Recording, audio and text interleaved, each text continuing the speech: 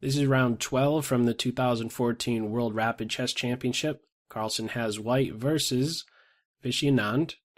And let's see how this one turns out. We have d4 by Carlsen, d5. c4, c6, takes the exchange Slav, the most exciting opening you're going to see in chess. Bit of sarcasm there. This is a very symmetrical position, and we get to see a symmetrical position very deep into the game. So very interesting to see. All right, so first and foremost, let's get our minor pieces out. Let's get to an open file. Both players are doing just that. So far, so good over here on the king side. Perfectly symmetrical. In fact, this position right here, everything's the same, just copycat mode, basically. All right, queen b3, things are a little bit different finally. Queen b3, bishop b4. Well, we're back to looking symmetrical if the queen plays here. Not quite, though. Bishop takes knight. Things are now varying slightly. Bishop takes knight, pawn takes. Castles, bishop takes knight, and rook takes. So giving this pawn up, but in exchange for it, black now has pressure against this c3 pawn, this weak link on the white side. Regarding the white pawn structure, this is the weak link on c3. So queen takes queen, rook takes queen. You can't defend this pawn. Black is slightly better in this position, but let's see if it can really be put to good use. Can you really do something with this slight advantage? So that pawn is taken. White needs to castle. Both players need a flight square, so that's why we have h6 and h4. And this is looking forward to doing more than just have a flight square. It's, for one, stopping g5 with tempo. This would be a better flight square for the black side, maybe. Although, I'm not so sure about that. The bishop on f4 can maybe control that.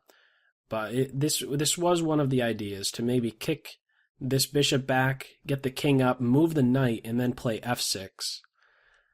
So, okay, h4. We have this move in mind. When the knight does take up the central post, there is g4 with tempo. The knight is there to defend. We do have that. The knight takes up the central post. g4 is played. And now the bishop drops back here. For the moment, black has back rank vulnerabilities, right? This was the only flight square. White is looking to just give mate in 2. So, new flight square needed. Here comes g5, returning the favor, playing this g-pawn up 2 with tempo on the bishop. Takes, the bishop drops back. We're at move 22, and this is perfectly symmetrical, is it not? Everything is corresponding with the other, right? Bishop versus bishop, king versus king, and the only pieces that are a little bit asymmetrical are the rooks. Everything else is symmetrical at this point. All right. Knight to d2. This is maybe a step in the wrong direction for black. Knight to d2 is looking at maybe this f3 square, maybe looking to get this bishop into e4, but maybe a better defense would involve dropping the rook back to c7 to defend the 7th rank, or knight to d6, doing a couple things. One, stopping rook b7, and two, looking to eventually challenge the strong knight on e5 with knight to c4. As a quick example, check, king here. If rook to d8, there's knight c4. Just like that. And something like this would be a blunder, because there's check, and then you're losing the rook. So this was an idea, knight to d6 or rook to c7. Neither was played. Knight d2 instead allows rook to b8, king here, and only then rook to b7. The move order is very important. Playing to b7 right away, well, it's now black who has the better game because of, or maybe even the winning game. After bishop to e4, we're looking at a mate in 1 threat. We're looking at a knight move to f3. This could be very problematic for sure on the white side. But there is this continuation. Check first, and only then rook b7. What's this allowing white to do? It's allowing white to pick up the f7 pawn with check. Very, very important detail.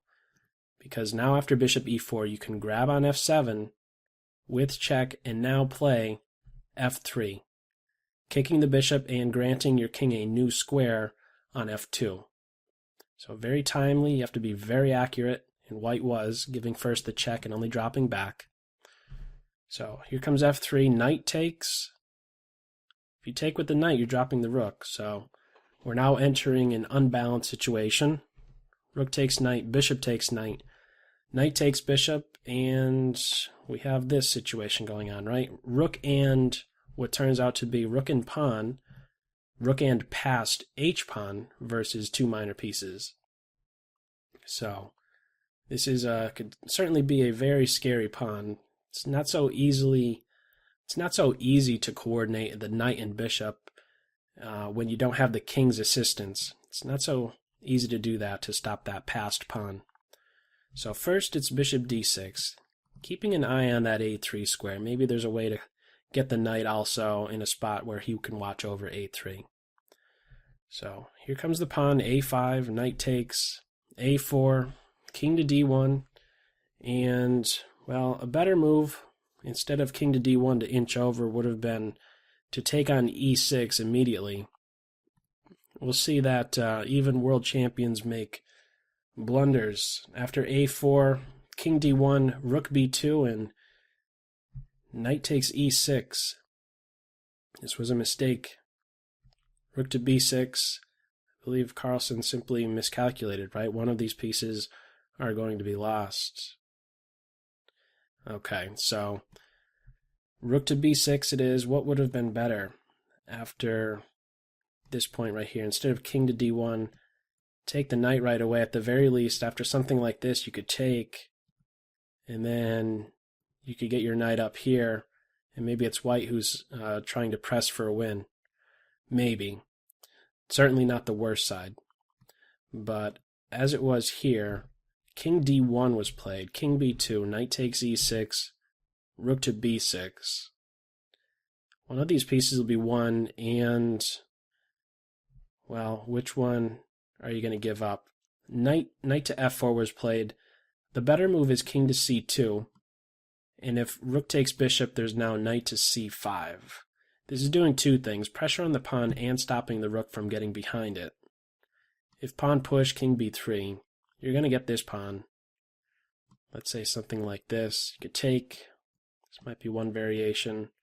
You give up this one, but the king is going to be there to scoop him back up, and this will be a draw. So we didn't quite have that variation. King to c2 would have been better in this position. Knight to f4 instead. Rook takes, and now this is winning for Team Black. Seems very difficult to see maybe how that's going to be the case, because in this position, look at 3 passed pawns, but this king and rook are going to be there to fend off these passed pawns. And this rook, what is he doing? He's cutting off the king from even thinking about attacking the pawn.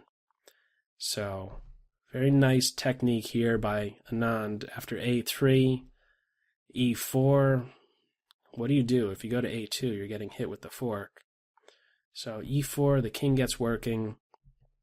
Eventually the idea here is to give up one of these pawns so that the king could finally cross over and put pressure on this pawn. So that's what we have coming up soon. These pawns are all eaten up. As soon as the rook is there, now the king comes over, rook check, so there's going to be this lateral defense now of the pawn. This is also winning. You simply get right behind the pawn, but you do have to calculate maybe a bit more. After knight c3, you need to know as black that you could play king to e5, and now after king a2, there's king d4. You could give this check, but at the end of it, you win the pawn, but notice you're in a pin. So the pawn will still be immune from capture with that variation if the rook is coming over here to defend it from behind. So there was a couple approaches here, but Anand elected rook to g3, And from here, there's just not a way to get at that pawn. The king just comes around basically in this way, being very cautious about any tricky forks, such as right here. You don't want to do that. So what do? You play to this light square, keep the king and rook on opposite colors. There's not going to be a fork in that case. Rook f3. Just a matter of technique, a little bit of accuracy. Rook to h3, and that's game over. Carlsen resigns this one. It's important not to play to d2 right away because this allows knight here with check picking up the pawn. So rook here first. If king here, well, you're just dropping the knight. If king here, attack the pinned piece. And if king here, well, now we could go to d2 and allow this fork because there's not two pieces attacking the pawn, just one, and we have enough defenders. So after just this one accurate move, rook to h3, it is again at this point that Carlsen resigns. His only loss of this Rapid Championship 2014. So that's all for this video. Feel free to click the annotation link at the end of this video for round 13 of this tournament, or check in the video's description for links to the 14 other games.